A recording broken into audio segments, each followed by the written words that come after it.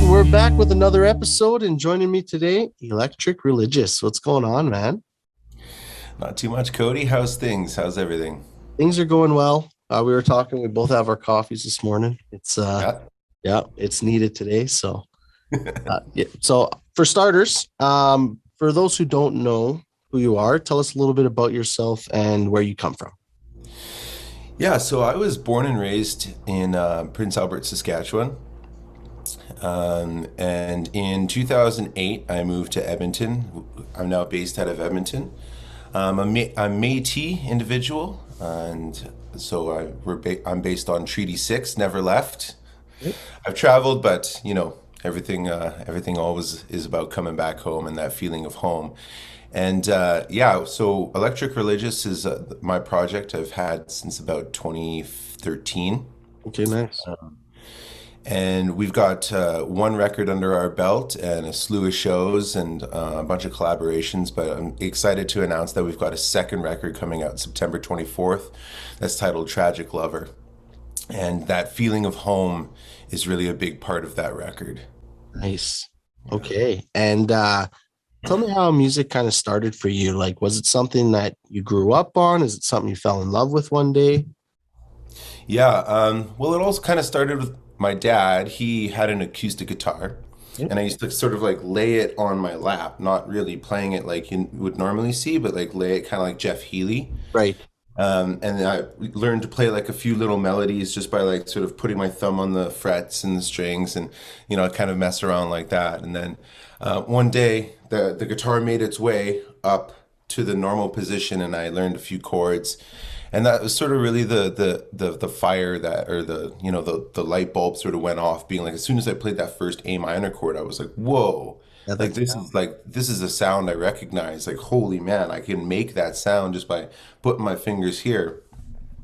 Just practiced a few chords for a couple months, really. And my brother had gotten a violin for his birthday or Christmas. I can't quite remember that far back.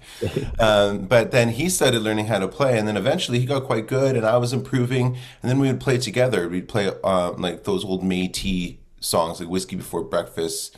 That's more of a traditional bluegrass track, but like the Red River Jig, the Duck Dance, like all those great old fiddle tunes, and I would accompany him on the guitar. He kind of started there, really. We would go to our relative John Arcan. He has a big music festival every year, and we'd go there and meet other smaller children that played the violin and the guitar and the fiddle, and we all learned how to jig and all that kind of stuff. And that was really sort of like the breeding ground for my love of music. And then after getting just like interested in the guitar more, I found out that you can go to post-secondary school. And so, yeah, I moved to Edmonton to attend the jazz program at Grant MacEwan. And just to like, gain some life experience and, a higher level guitar education. And just, the people that I met too are still some of the people that I play with to this day. And nice. so it was a super great experience. And I actually went back to Grant MacEwan in 2017. Okay. Just felt like I needed, a little bit more of like fire under my belly. And so education tends to do that for me. If I'm ever feeling uninspired, I always go try and learn something. But yeah, so music started really kind of organically for me at a young age. I started playing guitar when I was 7, and so that's almost a quarter of a decade or a quarter of a century right now. Right, for sure. And you also did like some bartending. You were like a professional bartender. You traveled the world. What what are some stories you're able to tell us and where you kind of traveled? Oh yeah. Well, my favorite place that I ever went because of bartending was Guadalajara, Mexico. Okay. So there was like maybe about 18 to 20 bartenders from Canada and the States. So Patron, the tequila company, got us all together, said, "You guys are coming with us to Guadalajara. You're going to come with us to the Patron Hacienda, and you're going to learn everything there is to know about making Patron and see beautiful Mexico all at the same time." Yeah. And so, yeah, we got there, Guadalajara. It was a crazy flight down for me because I almost missed like two connections. First one is like, it was crazy. Out of Edmonton, I got rerouted to like Portland, Seattle, then Seattle to like Fort Worth, or and then Fort Worth to Dallas, and then Dallas to Sinaloa, and then Sinaloa to Guadalajara. It was just crazy, and I like almost missed two of the connections, and so I was getting in there, and I was pretty ready for a tequila after that, and so like yeah, and sure enough, tequila started flowing at close to 9 a.m. and didn't stop for 3 days. But like the things that I learned about the tequila making process and just the amount of attention to detail and just the tradition and just sort of the sense of family behind that whole culture was really mind blowing. And seeing Guadalajara, seeing inner city Guadalajara, and like it was just incredible. Okay, nice. All right. And so, for those who have never heard your music before, how would you describe your sound to them? Guitar driven rock Okay. is the best way to describe the sound.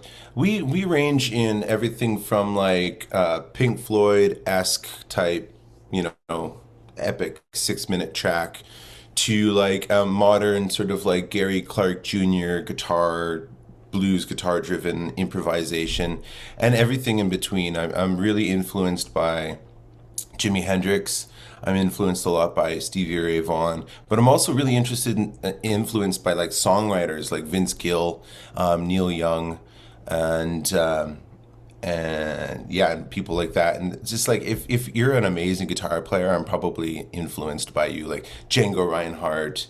And that whole 1930s hot club jazz circuit or scene. I was really, really influenced by that to the point where like my instructor, Grant Mack, was like, "You need to stop playing triplets, like because like it's a big thing in that style of music." And he was like, "You need to stop playing so much triplets."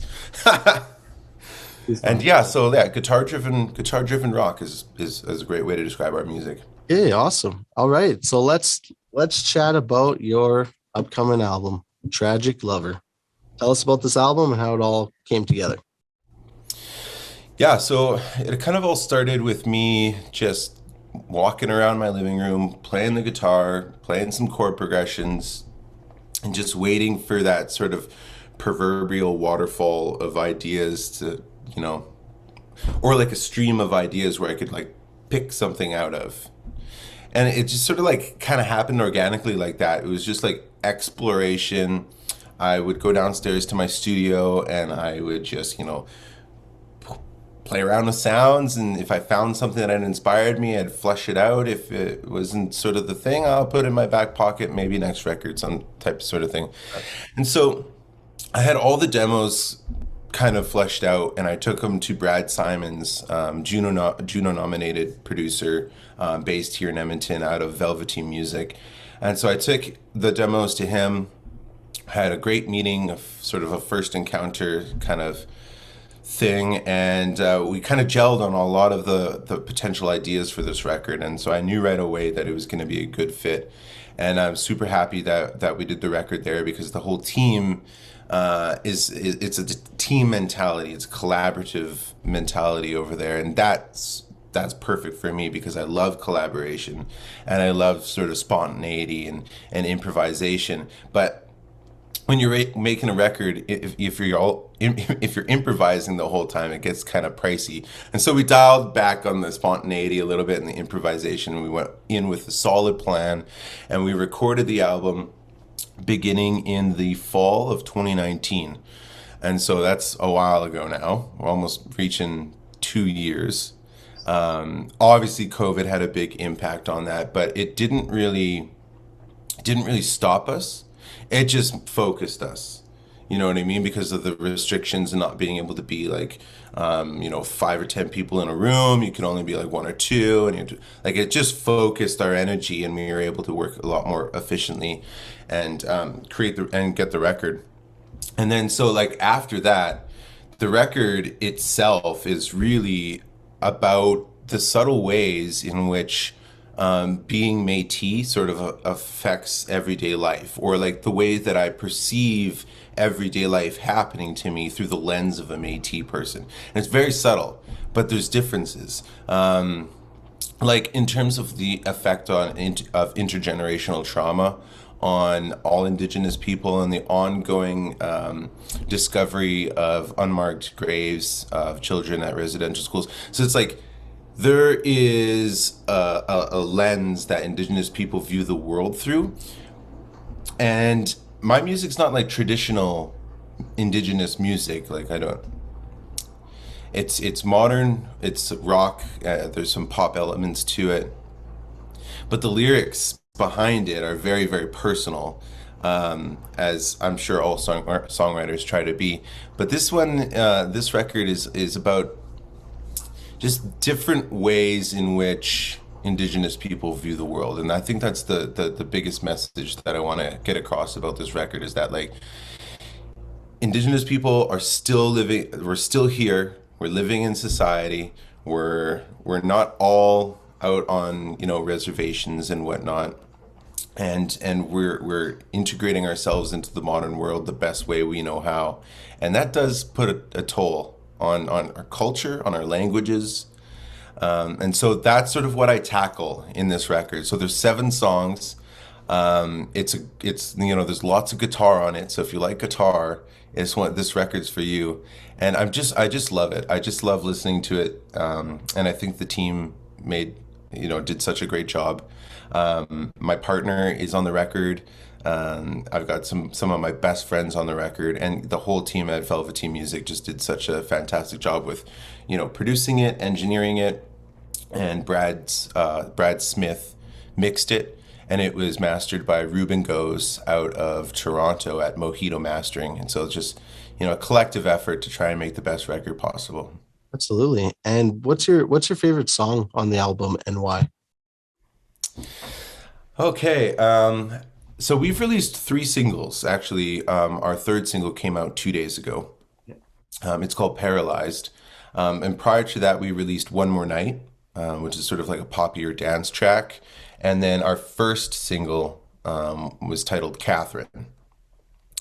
My favorite song has yet to be released. It's going to come out with the record on September 24th.